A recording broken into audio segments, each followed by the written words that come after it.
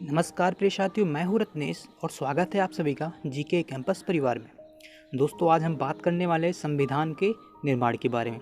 भारत की राज्य व्यवस्था एम लक्ष्मीकांत की बुक से अध्याय नंबर 2 जो है उसका टॉपिक है संविधान का निर्माण, और इस पूरी वीडियो में हम बात करेंगे संविधान का के निर्माण के बारे में। दोस्तों, ये वीडियो बहुत ही महत्वपूर्ण होने वाली है, आप लास्ट तक बने रहें। अभी तक के आए हुए जितने भी क्वेश्चंस हैं इस वीडियो में पूरे के पूरे आपको मिलेंगे, ये मेरी गारंटी है। तो चलिए दोस्तों, देर ना करते हुए स्टार्ट करते हैं बहुत ही इंपॉर्टेंट टॉपिक संविधान का निर्माण। तो सबसे पहला जो फैक्ट है संविधान के निर्माण से रिलेटेड, वह भारत में संविधान सभा के गठन का विचार सन 1934 में पहली बार एम.एन. रॉय, मानवेंद्र नाथ राय द्वारा रखा गया। अब ये कौन थे? मानवेंद्र नाथ राय कौन थे? तो मानवेंद्र नाथ राय वामपंथी आंदोलन के प्रखर और आमूल परिवर्तनकारी प्रजातंत्र के पैरोकार थे। एक वामपंथी थे एम.एन. रॉय। कौन? मानवेंद्र नाथ राय एक वामपंथी थे और ये एक प्रखर नेता थे। पहली बार भारतीय राष्ट्रीय कांग्रेस द्वारा 1935 में भारत के संविधान के निर्माण के लिए आधिकारिक रूप से संविधान सभा के गठन की मांग की गई। तो भारतीय राष्ट्रीय कांग्रेस द्वारा पहली बार आधिकारिक रूप से संविधान सभा के गठन की मांग कब की गई? ऐसे क्वेश्चंस बनते हैं। तो 1935 में पहली बार की गई। सन 1938 में पंडित जवाहरलाल नेहरू ने घोषणा की स्वतंत्र भारत के संविधान का निर्माण वयस्क मताधिकार के आधार पर चुनी गई संविधान सभा द्वारा किया जाए। 1938 में पहली बार जवाहरलाल नेहरू ने यह मांग की कि संविधान का निर्माण वयस्क मताधिकार के आधार पर चुनी गई सभा द्वारा किया जाए और इसमें कोई बाहरी हस्तक्षेप नहीं होगा अब हम बात करते हैं अगस्त प्रस्ताव की। कई बार अगर हम ऑब्जेक्टिव क्वेश्चंस की बात करें तो पूछा जाता है अगस्त प्रस्ताव कब आया? तो सन 1940 में पहली बार अगस्त प्रस्ताव आया। 1940 में पहली बार अगस्त प्रस्ताव आया। नेहरू की इस मांग को सबसे पहली बार अगर ब्रिटिश सरकार ने सैद्धांतिक रूप से स्वीकार किया तो था अगस्त प्रस्ताव के रूप में।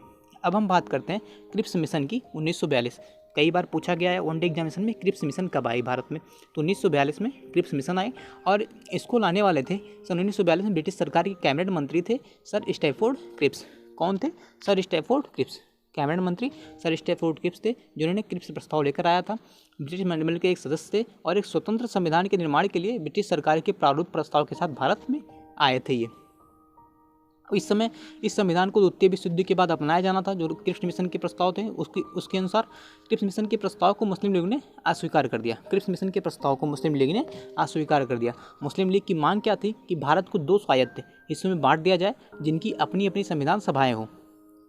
मुस्लिम लीग की मांग थी कि भारत को 2 स्वायत्त हिस्सों में बांट दिया जाए और उनकी अपनी अपनी अलग संविधान सभाएं हों। इसलिए क्रिप्स प्रस्ताव को मुस्लिम लीग ने अस्वीकार कर दिया। अंततः भारत में एक कैबिनेट मिशन भेजा जाता है और इस मिशन ने 2 संविधान सभाओं की मांग को ठुकरा दिया, लेकिन उसने एक ऐसी संविधान सभा के निर्माण की योजना सामने रखी जिसने मुस्लिम लीग को काफ़ी हद तक संतुष्ट कर दिया। अब हम बात करते हैं कैबिनेट मिशन की, यानी कि संविधान सभा के गठन की। तो कैबिनेट मिशन योजना द्वारा सुझाए गए प्रस्ताव के तहत नवंबर 1946 में संविधान सभा का गठन हुआ। कैबिनेट मिशन योजना द्वारा सुझाए गए प्रस्ताव के तहत नवंबर 1946 में संविधान सभा का गठन होता है, जिसमें कुल सदस्य होते हैं 389। संविधान सभा की कुल सदस्य संख्या थी 389। इसमें 296 सदस्य ब्रिटिश भारत के थे। 93 सदस्य सीटें क्या थी? देसी रियासतों को आवंटित की जानी थी। 93 सीटें देसी रियासतों को आवंटित की जानी थी। ब्रिटिश भारत को आवंटित की गई 296 में से 292 सदस्यों का चयन, जो 296 सीटें थी इसमें से 292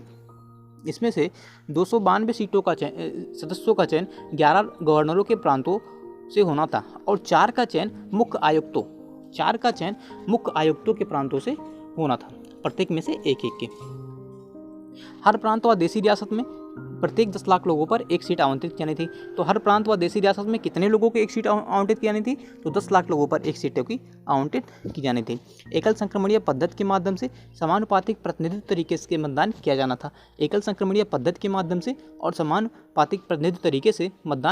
जाना था।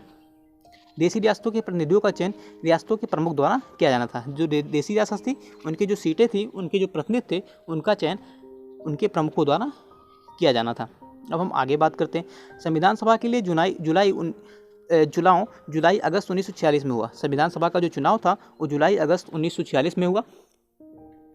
उसके बाद भारतीय राष्ट्रीय कांग्रेस को 208 इस चुनाव में भारतीय राष्ट्रीय कांग्रेस को 208 सीटें मिली, मुस्लिम लीग को 73 सीटें और छोटे समूह व स्वतंत्र सदस्यों को 15 सीटें मिली। मुस्लिम लीग को 73 सीटें और छोटे समूह व स्वतंत्र सदस्यों को 15 सीटें मिली। इसमें प्रत्येक समुदाय के प्रतिनिधि को जगह मिली। यद्यपि संविधान का चुनाव भारत के वयस्क मतदाताओं द्वारा प्रत्यक्ष रूप से नहीं हुआ। अगर हम बात करें संविधान सभा की कार्यप्रणाली, तो पहली बैठक होती है 9 दिसंबर 1946 को। संविधान सभा की पहली बैठक होती है 9 दिसंबर 1946 को। कई बार क्वेश्चन पूछा गया है कि संविधान सभा की पहली बैठक कब हुई, तो संविधान सभा की जो पहली बैठक हुई वो 9 दिसंबर 1946 को हुई। अगर हम आगे बात करें तो मुस्लिम लीग द्वारा इसका बहिष्कार किया गया क्योंकि वो अलग पाकिस्तान की मांग पर बल दे रहा था। इसलिए इस बैठक में 211 सदस्यों ने ही सिर्फ हिस्सा लिया। यहाँ पे 20,111 लिखा हुआ है, जबकि यहाँ पे होगा कितना 211। तो टोटल जो उपस्थित सदस्य थे वो 211 थे। फ्रांस की तरह सबसे वरिष्ठ सदस्य, तो पूछा जाता है कि डॉक्टर सत्येंद्र सिन्हा को अस्थायी अध्यक्ष कहाँ के संविधान को देके बनाया गया या फिर कहाँ से लिया गया ऐसा तथ्य, तो फ्रांस की तरह सबसे वरिष्ठ सदस्य डॉक्टर सच्चिदानंद सिन्हा को अस्थायी अध्यक्ष के रूप में चुना गया। कब? 9 दिसंबर 1946 को। कब चुना गया भाई साहब? तो 9 दिसंबर 1946 को। अब हम आगे बात करें अगर, तो 11 दिसंबर 1946 की घटना जो थी उसमें डॉक्टर राजेंद्र प्रसाद को अस्थायी अध्यक्ष के रूप में, बाद में 11 दिसंबर 1946 को डॉक्टर राजेंद्र प्रसाद और SC मुखर्जी को क्रमशः संविधान सभा का अध्यक्ष और उपाध्यक्ष चुना जाता है। सर BN राव को सभा का संवैधानिक सलाहकार, BN राव को सभा का संवैधानिक सलाहकार, BN राव को सभा का संवैधानिक सलाहकार चुना जाता है। अब हम बात करते हैं ऑब्जेक्टिव रिजोल्यूशन यानी कि उद्देश्य प्रस्ताव के बारे में। तो 13 दिसंबर 1946 को पंडित नेहरू ने सभा में ऐतिहासिक उद्देश्य प्रस्ताव पेश किया। 13 दिसंबर 1946 में पंडित नेहरू ने सभा में ऐतिहासिक उद्देश्य प्रस्ताव पेश किया। इस प्रस्ताव को 22 जनवरी 1946 को सर्वसम्मत से स्वीकार कर लिया गया। यानी कि उद्देश्य प्रस्ताव को कब स्वीकार कर लिया गया? तो 22 जनवरी 1946 को सर्वसम्मत से उद्देश्य प्रस्ताव को स्वीकार कर लिया गया। इसके परिवर्तित रूप से संविधान सभा की प्रस्तावना बनी। यानी कि संविधान सभा की जो प्रस्तावना है, जो वर्तमान की प्रस्तावना है, उसमें उसका जो परिवर्तित रूप है, उद्देश्य प्रस्ताव का जो परिवर्तित रूप है वो आज की प्रस्तावना है। अब हम आगे बात करते हैं स्वतंत्रता अधिनियम द्वारा परिवर्तन क्या होता है। तो 28 अप्रैल 1946 को 6 राज्यों की प्रतिनिधि सभा के सदस्य बन चुके थे। 3 जून 1947 को भारत के बंटवारे के लिए पेश की गई माउंटबेटन योजना। तो माउंटबेटन योजना भारत के बंटवारे के लिए कब पेश की गई? तो 3 जून 1947 को भारत के बंटवारे के लिए पेश की गई माउंटबेटन योजना। जो संविधान सभा थी उसके 2 अलग अलग काम थे। संविधान सभा को 2 अलग अलग काम सौंपे गए। पहला काम था क्या कि स्वतंत्र भारत के लिए संविधान बनाना, और दूसरा देश के लिए आम कानून लागू करना। इस तरह से जब भी बैठकें संविधान सभा के रूप में होती, यानी कि जब भी संविधान के निर्माण के रूप में बैठकें होती, तो उसकी अध्यक्षता डॉक्टर राजेंद्र प्रसाद जी करते। जब भी संविधान सभा के रूप में बैठक होती तो उसकी अध्यक्षता डॉक्टर राजेंद्र प्रसाद जी करते, और जब बैठक बतौर विधायक की होती तब इसकी अध्यक्षता GV मावलंकर, गणेश वासुदेव मावलंकर जी करते। संविधान के निर्माण और आम कानूनों को लागू करने के अलावा संविधान में कुछ और कार्य किए गए। अब इनके बारे में हम चर्चा करते हैं कि संविधान में की निर्माण और आम कानूनों को लागू करने के अलावा संविधान में कौन कौन से कार्य किए गए। तो सबसे पहला इसमें मई 1949 में राष्ट्रमंडल में भारत की सदस्यता का सत्यापन किया। संविधान सभा ने मई 1949 में राष्ट्रमंडल में भारत की सदस्यता का सत्यापन किया। 22 जुलाई 1947 को राष्ट्रीय ध्वज को अपनाया। तो राष्ट्रीय ध्वज को कब अपनाया गया भाई साहब? तो 22 जुलाई 1947 को राष्ट्रीय ध्वज को अपनाया गया। 24 जनवरी 1950 को राष्ट्रीय गान को अपनाया गया। 24 जनवरी 1950 को राष्ट्रीय गीत को अपनाया गया, और 24 जनवरी 1950 को ही डॉक्टर राजेंद्र प्रसाद को भारत के पहले राष्ट्रपति के रूप में चुना गया। 24 जनवरी 1950 को ही डॉक्टर राजेंद्र प्रसाद को भारत के पहले राष्ट्रपति के रूप में ही चुना गया। इस तरह 2 वर्ष 11 माह और 18 दिन में ये पूरे मिशन समाप्त हुआ। यानी कि संविधान का निर्माण हुआ, और इसमें कुल 11 बैठकें हुई। 24 जनवरी 1950 को संविधान सभा की अंतिम बैठक होती है। तो 24 जनवरी 1950 को संविधान सभा की लास्ट बैठक होती है। संविधान के निर्माण में कुल 64 लाख रुपए का खर्च आता है। संविधान के निर्माण में कुल 64 लाख रुपए का खर्च आता है संविधान के निर्माण में। अगर हम आगे बात करें संविधान सभा की समितियां, तो बहुत ही इंपॉर्टेंट फैक्ट है ये कि संविधान सभा की समितियां कौन कौन सी थी और उसके अध्यक्ष कौन थे। तो संघ शक्ति समिति जो थी उसके अध्यक्ष थे डॉक्टर जवाहरलाल नेहरू। जो संघ शक्ति समिति थी उसके अध्यक्ष थे पंडित जवाहरलाल नेहरू। संघीय संविधान समिति के अध्यक्ष थे पंडित जवाहरलाल नेहरू जी। प्रांतीय संविधान समिति के अध्यक्ष थे सरदार पटेल और प्रारूप समिति के अध्यक्ष थे डॉक्टर बी आर अम्बेडकर। अभी हम आगे वीडियो में प्रारूप समिति और उसके 7 सदस्यों के बारे में बात करेंगे तथा प्रारूप समिति कब गठन हुआ इसके बारे में भी आगे वीडियो में हम बात करने वाले हैं। मौलिक अधिकारों एवं अल्पसंख्यकों संबंधी परामर्श समिति जो थी उसके अध्यक्ष थे सरदार पटेल। मौलिक अधिकारों एवं अल्पसंख्यकों संबंधी परामर्श समिति के अध्यक्ष थे सरदार पटेल।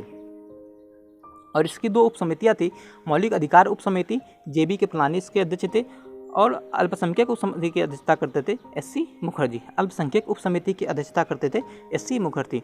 संचालन समिति जो थी उसके अध्यक्ष थे डॉक्टर राजेंद्र प्रसाद। अब हम बात करते हैं प्रारूप समिति की। तो प्रारूप समिति का गठन 29 अगस्त 1947 को होता है।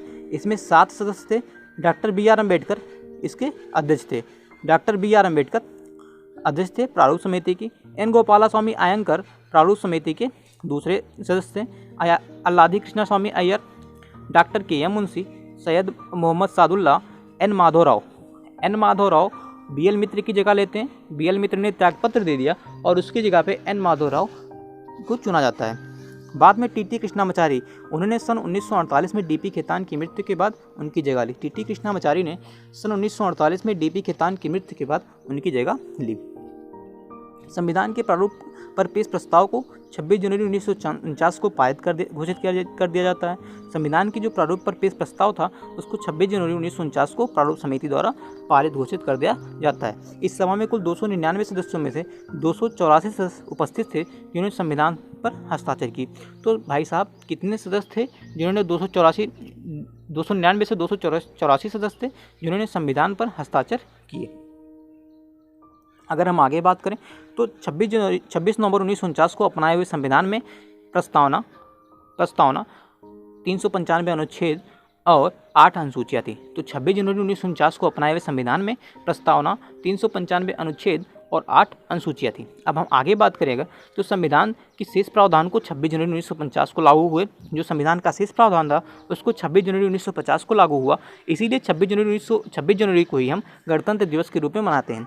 और इसके पीछे एक अपना ऐतिहासिक महत्व है। इसको मनाने के पीछे एक अपना एक ऐतिहासिक महत्व है। क्या महत्व है इनके बारे में, इस ऐतिहासिक महत्व क्या है इसके बारे में हम बात करते हैं। इसी दिन 1930 में भारतीय राष्ट्रीय कांग्रेस के लाहौर अधिवेशन दिसंबर 1929 में पारित हुए संकल्प के आधार पर पूर्ण स्वराज दिवस मनाया गया। पहली बार पूर्ण स्वराज दिवस मनाया गया था 1930 में लाहौर अधिवेशन में, भारतीय राष्ट्रीय कांग्रेस के लाहौर अधिवेशन में। उसके बाद आगे अगर हम बात करें तो ये पूरी की पूरी ऐतिहासिक महत्व थी। ये वीडियो आपको कैसा लगा कमेंट बॉक्स में कमेंट कीजिए। साथ ही साथ वीडियो को शेयर कीजिए और लाइक कीजिए। जय हिंद, जय भारत, वंदे मातरम।